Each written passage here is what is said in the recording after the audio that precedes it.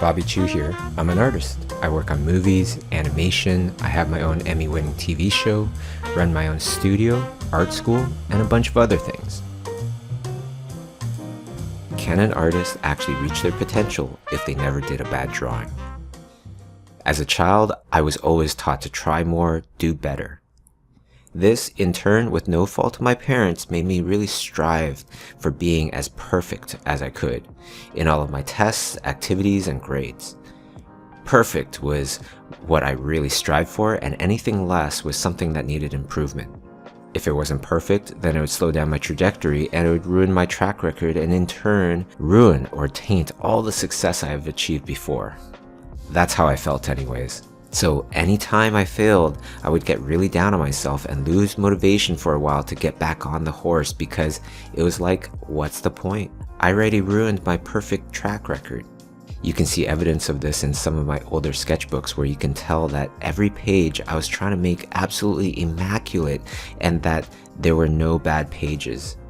But I noticed that it didn't really make my sketchbook feel like all those beautiful sketchbooks I've seen. It felt too cosmetic. Like I wasn't using the sketchbook as a sketchbook to work out my ideas because really, I wasn't. I actually found myself sketching out my ideas on loose leaf pieces of paper, and when I had a good one, then I'd start sketching in my sketchbook, which is totally fine for many. I just wanted to illustrate my obsession with trying to get things perfect all the time. It all changed for me though while watching a nature documentary on whales.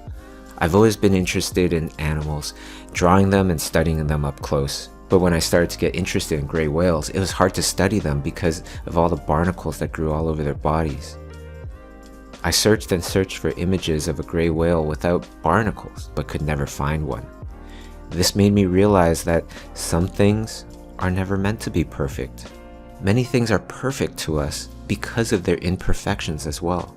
It adds character and many times adds to the story. Some things are better done without perfection in mind. And actually, some things are better when thinking that this is going to be scrapped in the end. Some things are done better because we don't put that pressure on us. There's many times where I see a drawing that I'm doing and it's turning out pretty good. And because it's going so well, I start to think to myself, don't screw it up.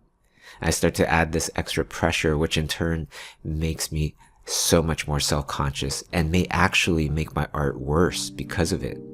Yes, if you think I'm talking about you, then I'm probably also talking about you. Nowadays, what I do is if I have a good idea for a painting, I would just sloppily paint it down with the intent that I'm going to repaint it completely from scratch. This relieves a lot of the stress from making something amazing and allows me to focus on exploring the idea and having fun with it. Then once I'm done, I'll take a break, come back to the painting with fresh eyes, and then paint it all over again. This time at a larger scale and with planning. The second painting always turns out better. Always. To help me get into that mode, that perfect mode, and to help me actually paint and sketch even faster, I do life drawing. Whether it's from a live model, outside observing life, or from photographs or videos, all these forms have different benefits. I actually conduct a free life drawing class on my YouTube channel every Wednesdays at 9 AM Pacific time, 12 PM Eastern time, and it's absolutely free, so I encourage everybody to join me. And now might be a good time to remind you, if you haven't subscribed yet, make sure that you subscribe to this channel and then hit the notification button because then you will never miss out on one of our life drawing classes. Now, the thing that I always try to express in each one of these classes is that the result of your drawing doesn't matter. We're actually not trying to make perfect, beautiful images here. The purpose is to put in the effort, time, and logic while drawing.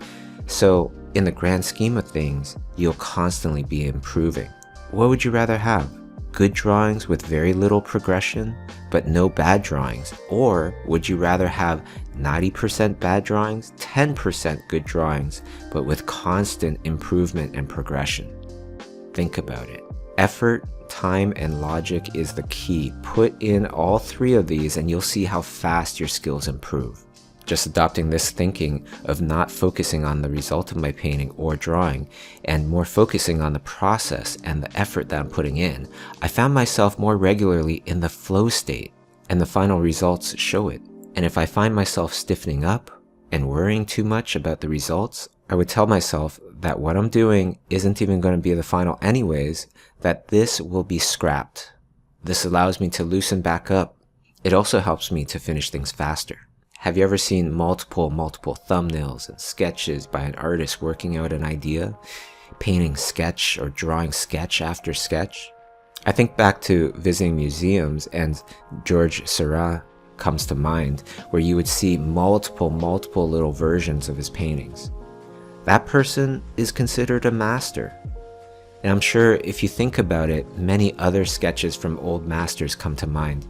It's not that all of these masters happen to do a lot of sketches that are just for themselves and perhaps not meant for the public to see.